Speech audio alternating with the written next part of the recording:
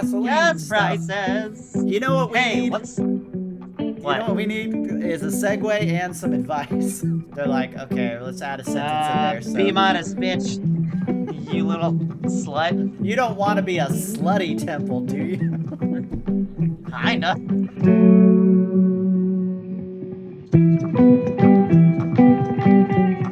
Welcome to Talking to Tomatoes, the podcast where we talk about the children's Christian media we grew up on, not only for the quality, but for the pernicious propaganda behind it. My name is Eric Eberly. And I'm Jubilee Alexander. And Eric, I'm a woman, Hmm? right? I'm a woman, a girl, if you will. I've heard this. And that's actually not been true for very long because I'm Hmm. transgender. Oh, it's Hmm. another transgender podcast where we give advice. No, I'm searching for advice because, like I said, I haven't been a girl for very long. But rather than join the community or talk to people with similar life experiences to Oh, mine, I decided to, yeah, like, who's got the time? I decided to get some advice on how to be a better girl by renting the Adventures in Odyssey Candid Conversations with Connie, a girl's guide to growing up. oh my goodness, this is so great. Oh, but What are the odds? they've got. Oh god, they've got some advice just for you. Oh, Yeah, so I'm you've sure been this advice will be tailored right to me. But before we get into that, let's go over what made you happy this week. So normally, I live in a shithole apartment, as one does. Uh, but I very bizarrely last night had a fantastic experience where someone upstairs was stomping around, and they'd been stomping from about 6 p.m. to 9:30, 10 p.m. And I was like, usually all the shitty old people have fallen asleep by now. So I just went to the upstairs hallway just to kind of see what was going on. And I ran into two of my neighbors who were kind of also doing the same thing. They're like, and everyone was chill. Everyone was was like in a relatively good mood considering we were like, I can't believe like, do we need to like not like we knocked on a door where we kind of heard it coming from and no one answered and with this one neighbor, and then another neighbor came out with a puppy, and this puppy, her name was Sweet Pea, and she was a billion-pound bulldog, and we just all three just kind of talked about our lives, and we're kind of like, okay, well, wherever that's going from, it's kind of quieted down, so have a nice, have a nice time. So I'm gonna Bye, say weirdly, Petunia. That's the Sweet community, Pea. Yay, community. mainly community with Sweet Pea. Mainly with the Sweet Pea. Yeah, well, part of the reason why we didn't get an episode out last week is because I was in New York. It was my Oh first time yes, visiting there. Yeah, you've yeah, never yeah. been to New York? I've never been to New York. No, this is my I first could have time. I thought you had taken a trip there at something in your early 20s. Nope, nope. I had weird, inspecific plans to move there at one point, Yeah, I but remember yeah, this. yeah, no. I went to visit my friend. My friend of mine just moved back there. Who like spent her college and early years there. Hung out with her.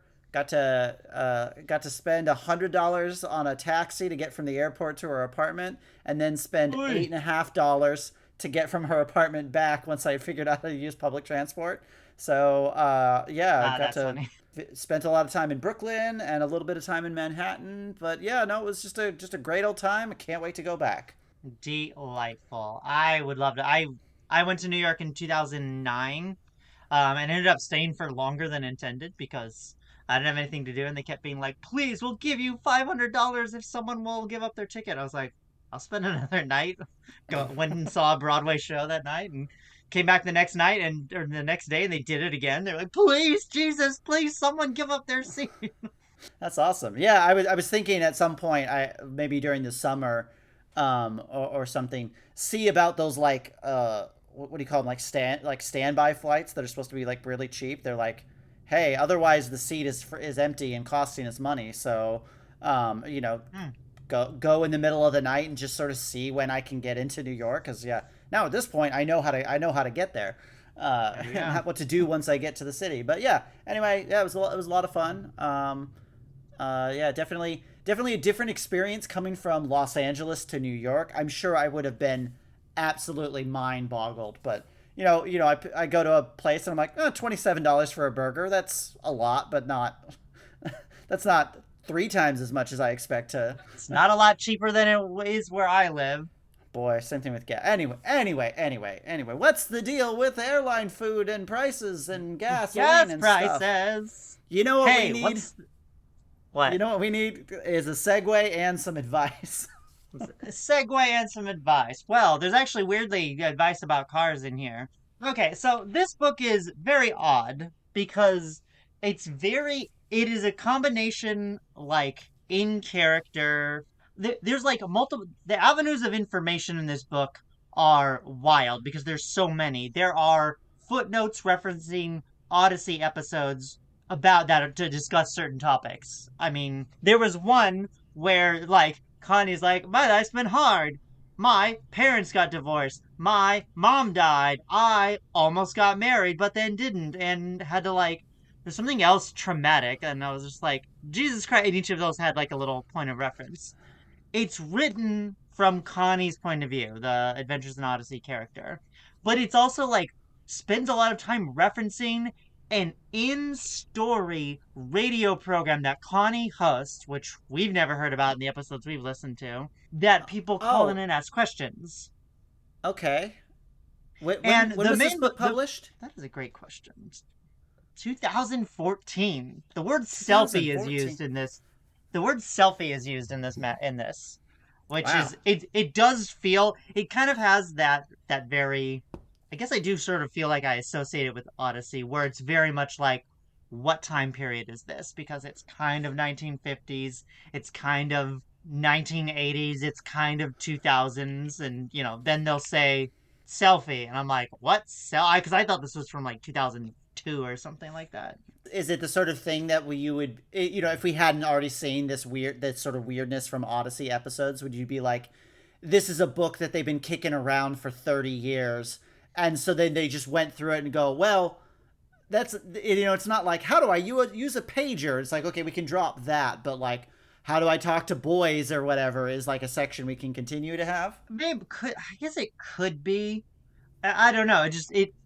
One second. Let me look if there's any references to. Are there more of these books? I feel like I've seen like a volumes Oh, thing. because there were several because my partner found this one for like and just full disclaimer, Focus on the Family got no money for this. This was bought on an online used bookstore. Is the people who got all that money. So yeah, this one was like 7. The next one was like 30, and then the one after it was 20. And I'm like, I'll read this one and see if I can make hay out of this. And I can. We're not going to finish the book today because the chapters It's got that more and more. They got more infuriating as I went on. oh fun. So yeah, it starts out of the blue, just sort of with an introduction. My name's Connie Kendall. Blah blah blah blah blah. But yeah, there's like a page and a half of an intro, and then it just starts with chapter one. Also, this art is deeply unnerving. I don't know if you can see how big everyone's. It's not the standard Odyssey art. It's this weird kind of like Oh, offshoot. The heads yeah. are very big. They're very detailed, and they continue with the bizarre art on the inside. And I'm just like, why is Connie's head longer than her torso?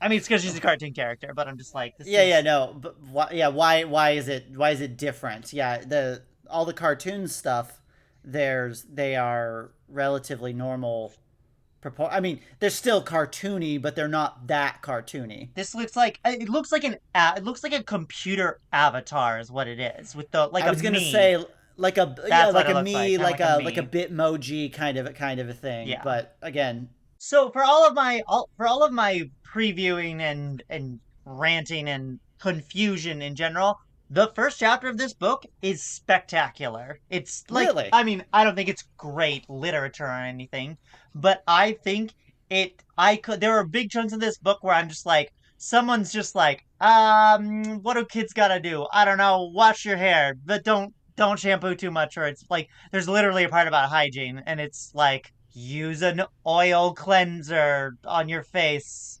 And I guess if your zits get too bad, go to a dermatologist. And then it's like, wash your hair, but don't use too much shampoo or too cheap of shampoo. or your hair will dry out. And I'm just like, this is someone just sitting there being like, I don't know, man. Like, what's the most? How do you describe to an alien who just got transported into a human body how to take care of it or something? I would be surprised.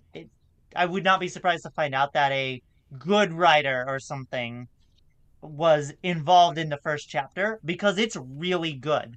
It starts with a confusing metaphor, which a lot of these do, where she's talking about a field trip to a can opener factory, and at this Odyssey Heavy Industries, they are pouring molten metal directly into a mold for a can opener.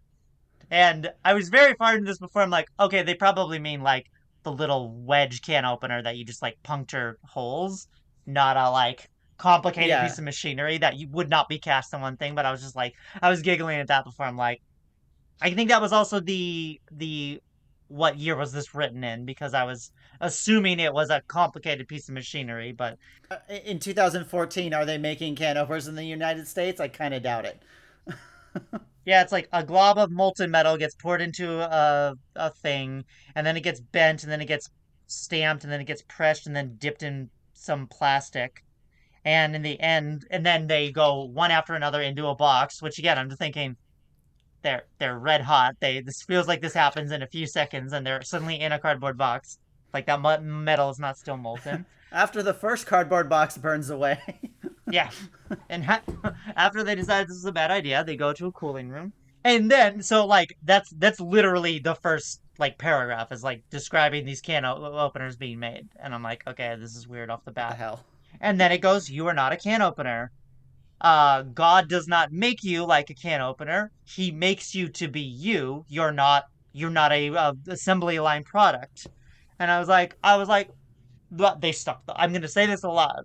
Well, I'm going to say this the opposite. I'll go, wow, they stuck the landing with that metaphor. I was like, what the fuck is this? And I kind of Yeah, liked yeah. how it is.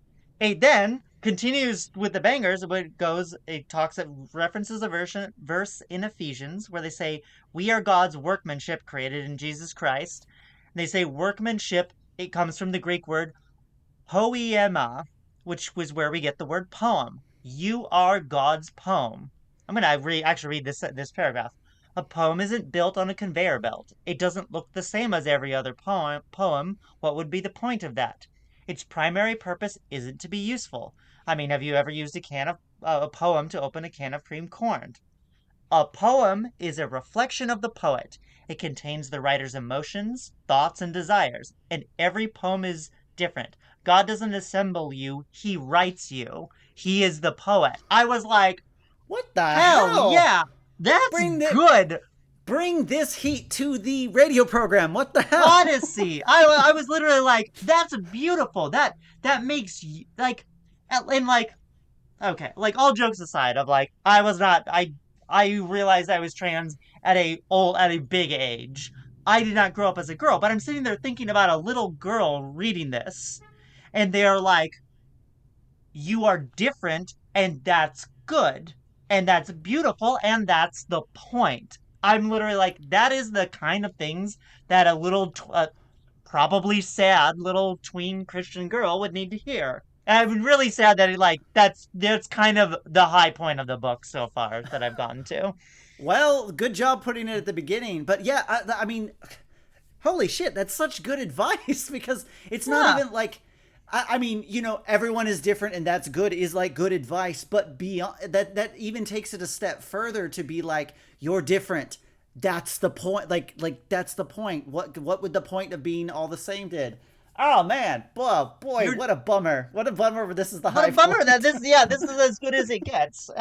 So it kind of continues to just talk about like there are lots of it will do something it will do kind of a like teaching moment like that, and then it will give lots of examples of I'm not good at this, but my friend is, but I'm good at something that my friend's not. I'm like, okay, cool. I mean, it hits. We all have things that we don't love about ourselves, but God loves all of you. God, again, I'm gonna read the final. Is it the final paragraph? It's not. It's not. It's the final paragraph of this page. You are beautiful to him right here and now. It doesn't matter to him if you have pimples or hand-me-down clothes or if you lost your temper 2 minutes ago. He looks at you with outrageous love. You are his poem, his beloved, and he adores you. Like, I'm like a little bit emotional reading that. I'm like, Should we just this is end the the episode kind. here on this good Yeah. point? Anyway, so next week, Thanks for watching. no, no, it's a really good intro, and weird. It's more rambling than anything. Most of the points. I mean, the chapter just kind of ends with there's always like weird little like workbooky things to do that it might be funny to sit there and try to genuinely do, but I'm trying to absorb not a lot of information, but because let's be real, I'm not working that hard on this. But like really was impressed with the first chapter. And then I skipped ahead to the final chapter because it was the one about boys, and I'm not even kidding, it's 4 pages long. This chapter was like 20 pages long, and it's kind of a huge bummer. Yeah, so chapter 11 at the end, we'll jump to the end because these chapters do not flow together. They are just new topic. Let's talk about something else. There are ways to organize the information, not Yeah, yeah, yeah, not a narrative, not a flow of some kind. The chapter is called "Skip the Lip Gloss and Play Soccer." Um, and yeah, this is the one I was the most excited about, but it wasn't. It was not good. I have the note of it says you'll have plenty of time for boys later, but now is the time to hang out with girls. Hanging out with girls can be a lot of fun. Hey, buddy, I'm a lesbian. You don't need to tell me twice. Um, I mean, it's like it's again, it's this weird thing where Connie is talking. The chapter starts with Connie talking about like being in school, and it gets weird because you don't know. She kind of doesn't really differentiate when she's talking about when I was a girl like your age. Like she's supposed to be older giving advice because then she talks about almost marrying someone who wasn't a Christian, which I'm surprised she was dating someone who wasn't a Christian, but here we are. Yeah. It gives some interesting advice about. I kept waiting for it to be a little bit creepier than it was because it's like the general advice was look at the men in your life. They don't. I'm paraphrasing.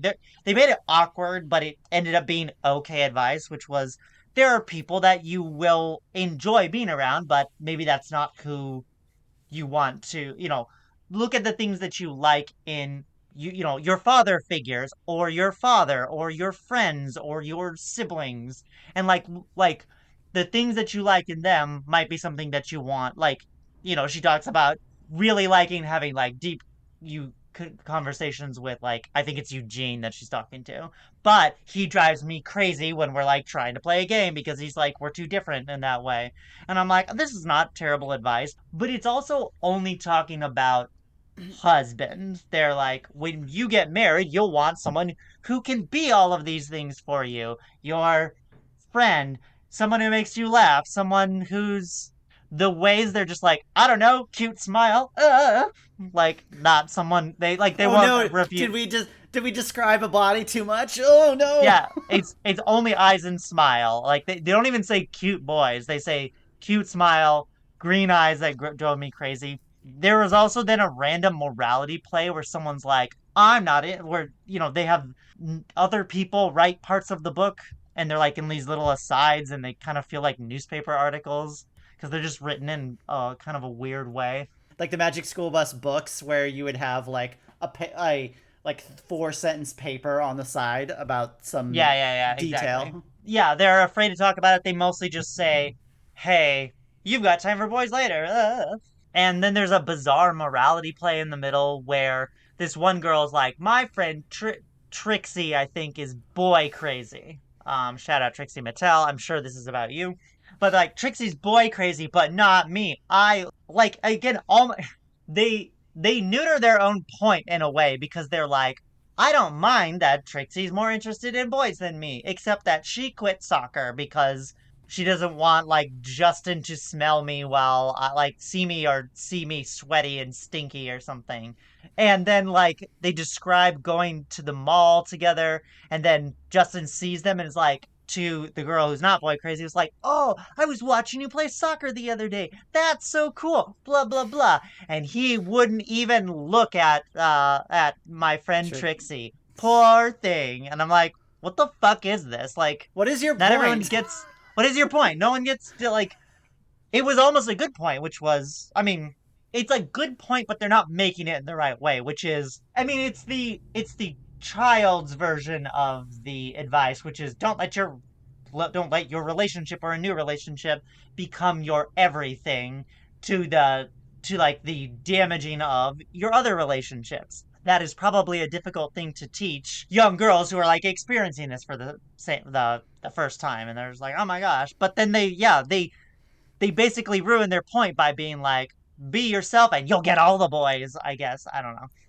Yeah, I mean, I feel like this is a problem with Odyssey stuff in general, where they, for various reasons. I mean, I think we talked about, I think it was last episode, about how the weird thing in this kind of media where the dad needs to be wrong, but he can't be too wrong.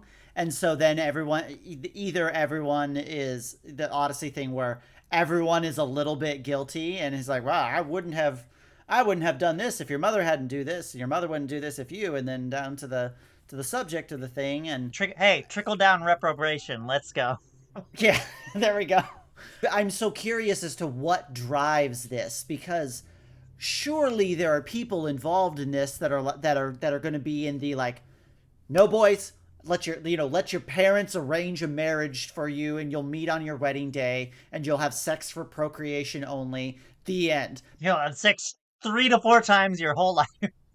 And then people go, "Whoa, that book is not going to sell," or whatever. Or I mean, that's kind of what I'm sort of assuming is happening. Is like they need to temper it to get people in, I guess.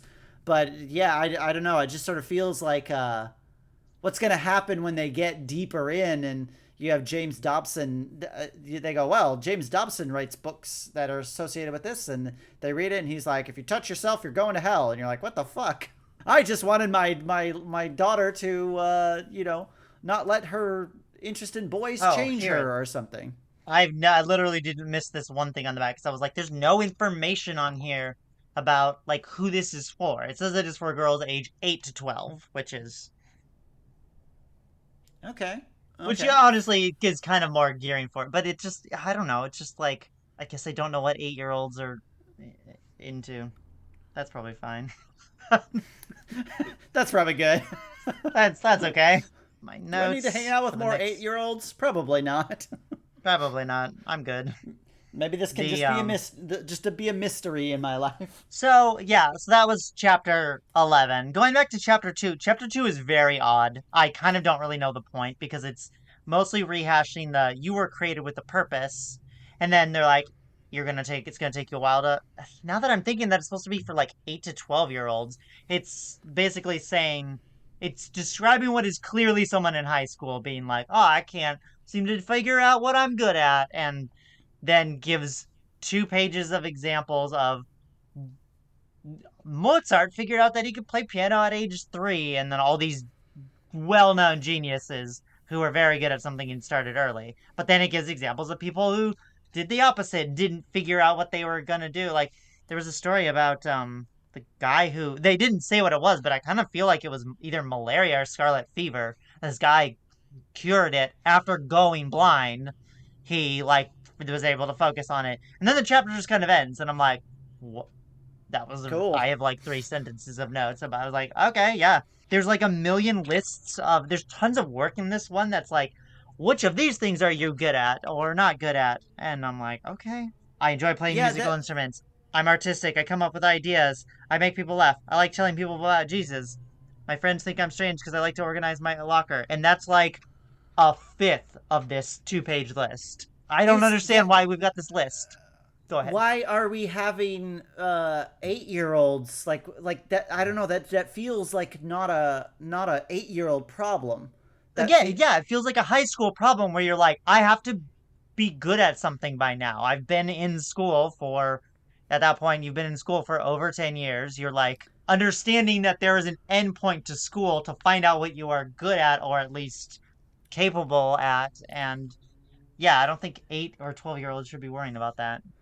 yeah, I mean, are they I mean, I suppose it I don't remember getting a lot of like advice books as a kid and stuff, but there is a thing where it's like, yeah, maybe give the, if this these are like high school problems, give them to the kids before they get there, because by the time they get there and they're like, oh no, I don't, now I'm anxious about the thing that I don't know what I'm going to do with my life. It's like, well, it's too late now because you're in the middle of high school or something. But yeah, Yeah. eight, man, that's freaking second grade.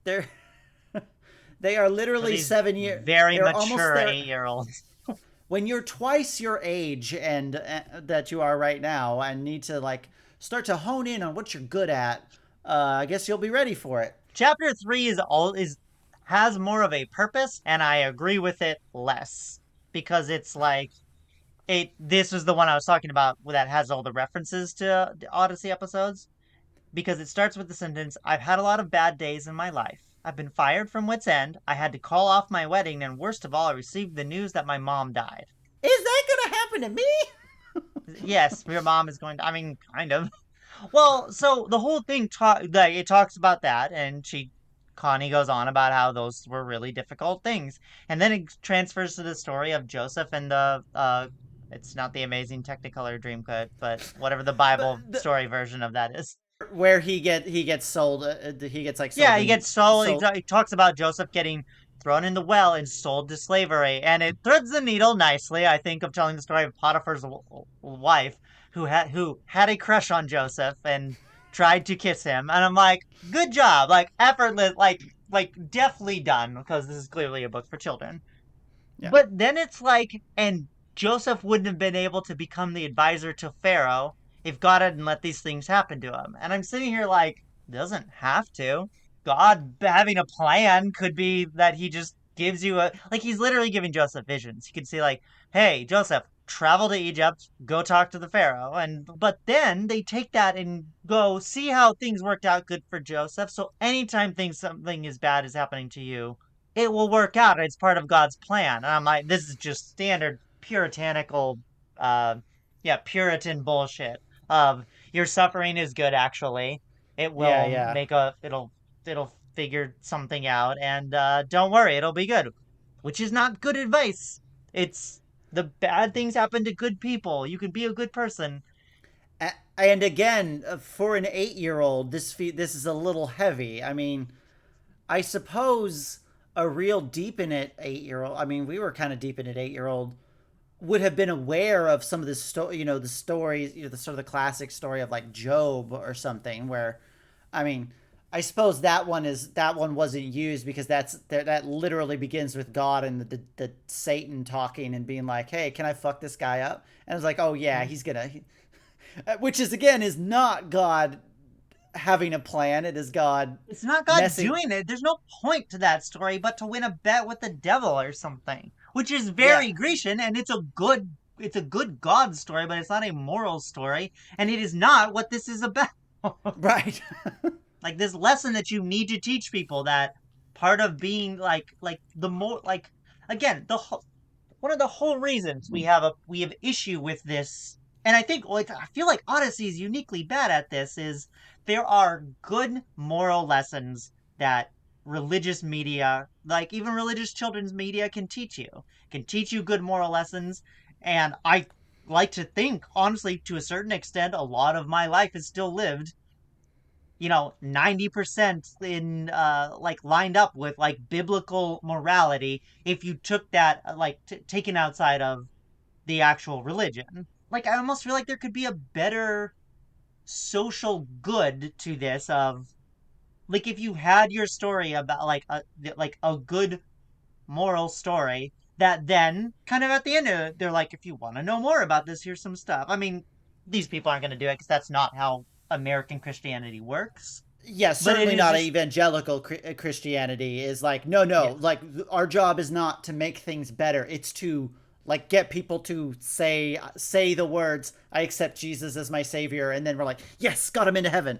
Like Yes, got them now. Fuck them, but don't actually fuck them. So I don't know. I guess it's the perniciousness of this. We use that word a lot here, but it is just like, now you're not even doing the moral story right, because you're like, don't worry, bad things will happen to you, and then the good times will always follow, because they don't. That's one Sometimes of they life's don't. harder lessons. Sometimes things will just happen. That was where I was starting. That chapter 3 got me frustrated. I dead ass started to get mad at chapter 4 because it opens with a very bizarre metaphor about building a relationship with God. And it almost gets cool. It almost gets cool at one point because the metaphor is talking about people were like telling me, "Oh, this person Penny, you'll really like her." And then she's like, "Oh, Penny, sounds cool. What's she like?" And people told her about Penny. And then she went and asked someone else about Penny, and then she met Penny, and then she got to know Penny and learned about Penny, and then that they just go, "See, that's what building your relationship with God is like." And I'm like, "Okay." And then the part where they almost get cool is there is a literally the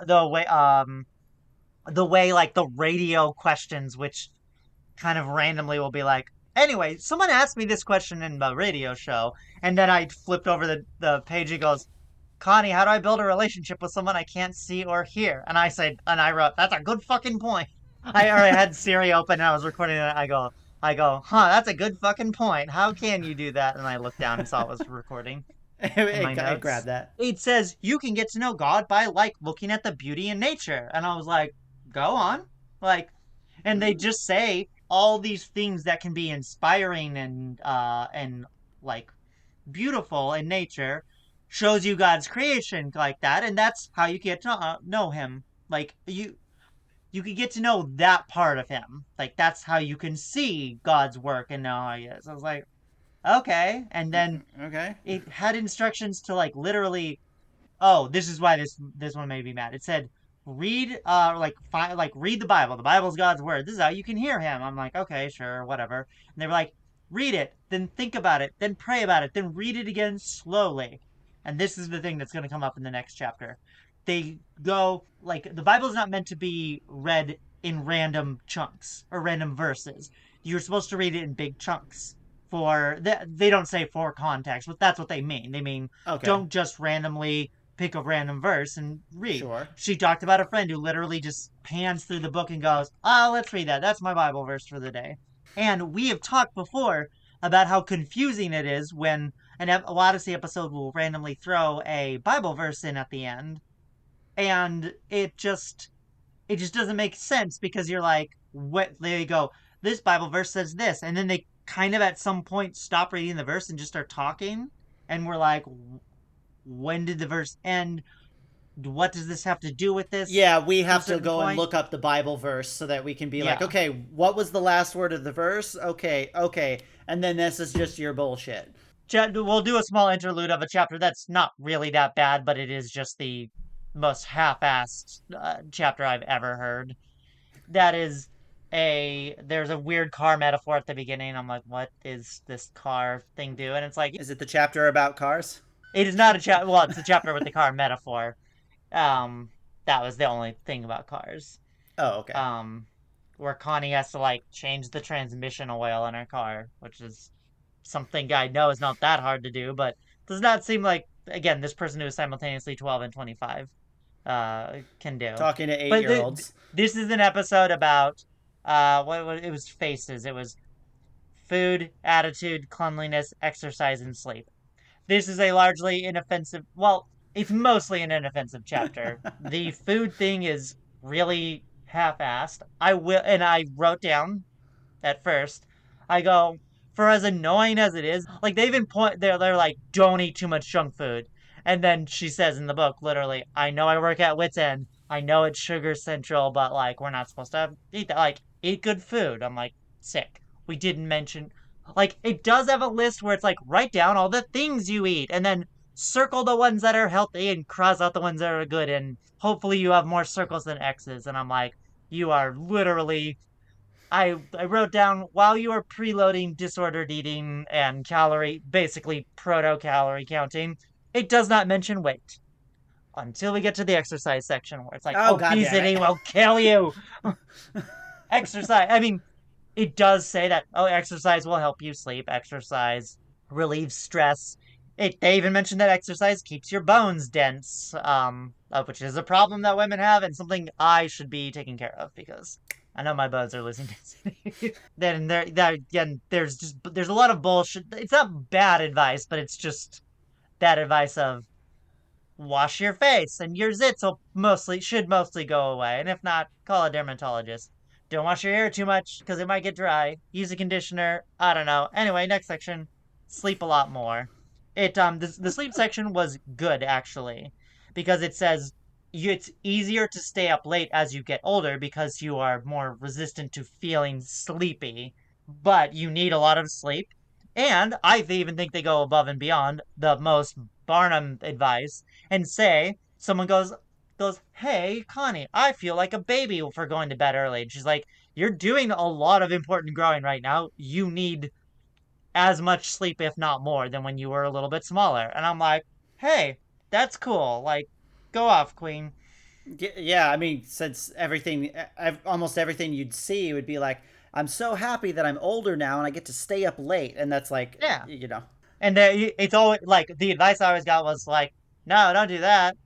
Anyway, it's like, no, okay. no, don't, you can't, you shouldn't. The end. Okay, I'm gonna throw a number at you for the start of chapter 6. Because again, that chapter's fine. It's not great. There's not a lot of good, but it's just generally like I don't know. It feels almost like a waste of time. But I guess these are 8-year-olds, and but here's a number for this one is called "Get Off the Trend Mill," which was a very good chapter title, and it's about clothes and fashion. It opens with the numbers. Americans spend $82 million a year on clothes. How wrong do you think that number is? Um, one All order of Americans, magnitude. No, all Americans' clothing spending in 2024. How much more two do you think two it's? orders of magnitude. Oh, honey, it's 6,000 times more than that. Americans in 2024 spent $490 billion on clothes. What? Billion. On 82 average, mil. Yeah, yeah, yeah. on average. 82 mil. I looked at that number. I was like, that's That's less than $1 per person on average. You know that's not That can't. that can't be true. So, Again, if this was 1990, like I mean, we could go back and look at 2014, but I get like fast fashion is alive and well in old. 2014. I was sixfold off after Yeah, increasing it 100-fold. yeah. I was like, no, that's 100 times worse than I thought. God, man, I was sitting there going, I don't know, 8 billion sounds like a lot. Nope. Then this chapter is weird because it does something very unexpected at the beginning, which is it describes the Temple of Solomon and describes the golden floors and like the carvings and the portraits and like everything that was beautiful about it, and then compares that, like being like, what does God need with golden floors? He doesn't, but the gold and like the arrangement remind us of the beauty and the importance of the person within. And I was like, are they gonna? And they did, which was to say your clothes can be a reflection of it. And I'm like, this is a weirdly pro clothing thing, even though I know they're a hair's breadth away from talking about dressing modestly.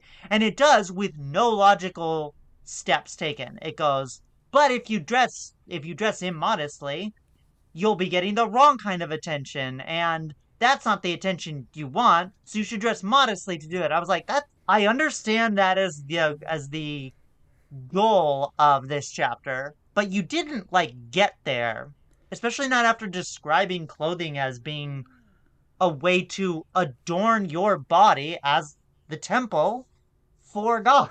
And I'm like, what's going on? They're like, you're created, you're special, you are the way God made you, and He made you that way for a point. Clothes are a way to adorn that, but don't dress, but dress modestly. You're like, But dress dude. modestly is like, why?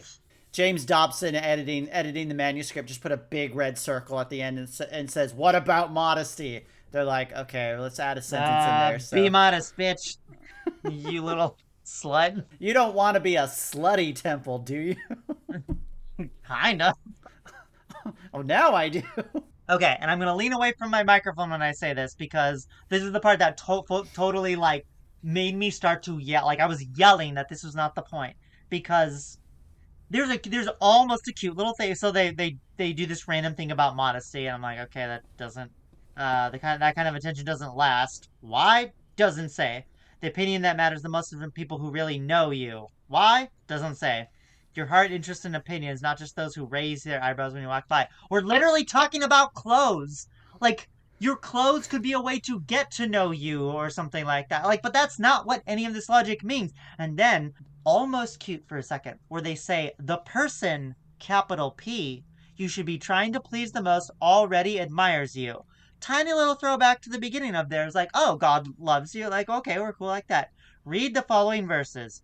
There's a Zephaniah verse that's about God will rejoice over you. Then there's a Colossians verse about you're holy and blameless when you stand before Him. Cool. What do you think?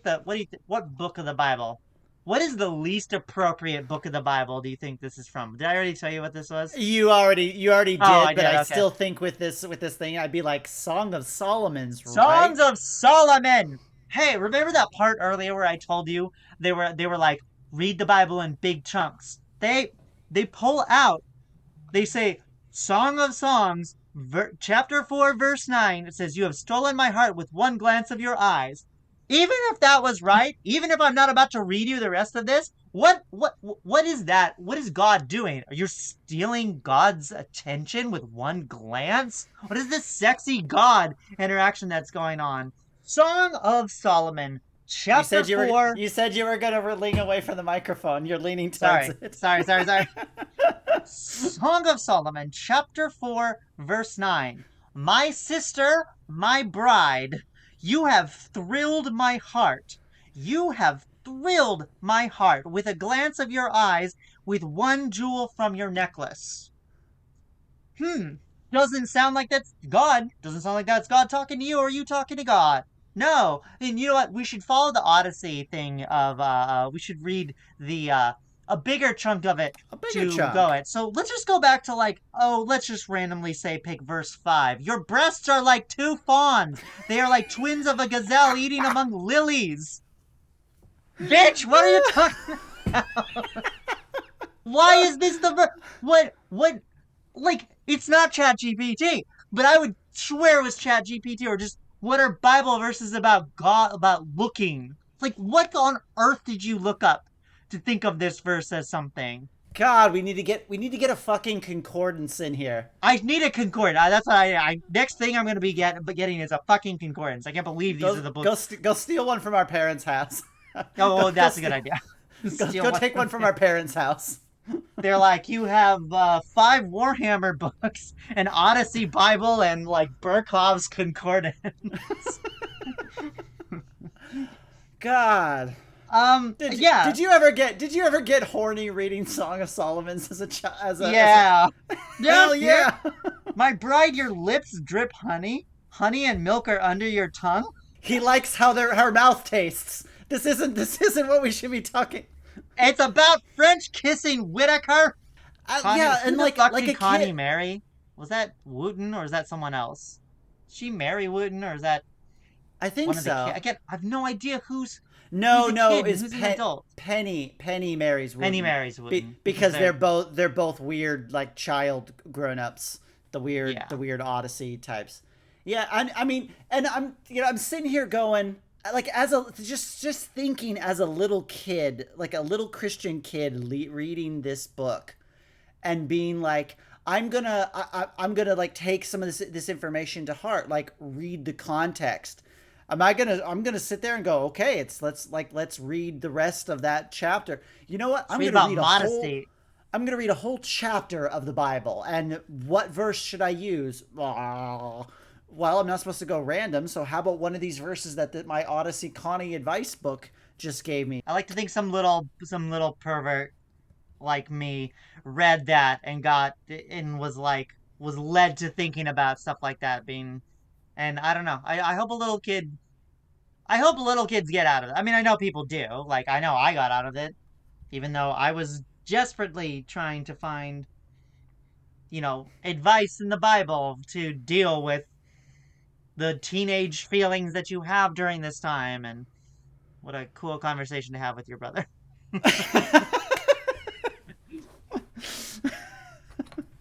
Yep. Me too. Can we stop talking about this? Can we Yeah, change let's stop subjects? talking about this. That's all I got for you in this part because it's about halfway through. I don't know that there will be enough for a whole episode, but if Take if not, we'll take a probably look do at something it. else. But yeah, I'm looking up Bible verses now because I'm that annoyed, and now I want to look up some of the other ones because there've been a bunch of random. Here's some Bible verses to think about. Yeah, It's like, maybe that could be something that you do for the next ones to go back and be like, hey, there's some context to all these verses since they're so uniquely bad at this. so yeah, I know how to be a woman now, which is great. So thanks, You Connie. have you have know how to be a woman. You haven't I finished have the the good book point. yet. I have to know how to be a woman. So Did you try I just seeing want. if you can get the other books on like on a library app or something? Oh, probably. The next chapter is called "No, You're Not Crazy." Chapter 7 is "No, You're Not Crazy: Managing Your Emotions." Chapter 8, "When Mom and Dad spells mad: How to Get Along with Your Parents." It's probably "Shut Up, Bitch." Sailing on the SS Friendship, and then "Words Can Hurt You." And then there's the Boy Crazy one, which we've already read. Look forward to that. What an interesting relic. I wonder. Yeah, I no, hope man, whatever little child was 2004, subjected to this. It's such a weird book. 2014. We should find some sort of like guest historian to be like, what's going on in the evangelical world, at these particular times. Like, is there something? Because this does so feel like I mean, I guess we're sort of fuzzy on the timeline of Connie as a character, Hmm. in terms of like where she was through this. So, is this sort of is this a what was that comic about the family that like it starts at like it's literally ran for like 30 years, For better and or for by the worse. that's for better or for worse. Okay, Yeah. yeah.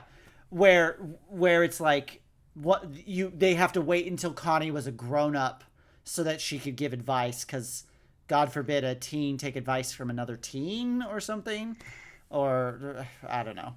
Yeah. I mean, that's why I'm not Well, taking advice from people with my own life experience. So I'll be well relying on the only this book, the and I kids will take be advice from grown-ups, and as a grown-up you need to take advice from children. circle of life. Exactly. Yeah, there we go. That's what that means. So yeah, we'll either do another episode of Odyssey or the conclusion of some Connie advice next time. We got to get back to some of those feature films for feature Oh, films for I'm fucking excited for families. those. Yeah, What one do you want to those. do next? Do you want to do the other buttercream? I kind of want to do the just for like to like close that circle. I kind of want to do the other Buttercream Gang. We could also do On Our Own, that movie that we watched. That would be fun to do with our sisters. Would be fun. If That there'd be that might be any way a to try to fun get thing. us all to watch it and try to. I mean, the four of us on a podcast call would probably be insane, but Be unlistenable, but I'd that would be a probably be fun thing to unlistenable. try. We would have fun. We would have a great time. It might be unlistenable because we interrupt each other like crazy, and the delay will not help that. Yeah. Let's see. I mean, it's on YouTube. I found it to be like, is it like Oh because yeah. I saw it on the list and was like, is this the same On Our Own, or is it did they just didn't bother to check if there was already repeat movie names. Anyway, uh, Amazing.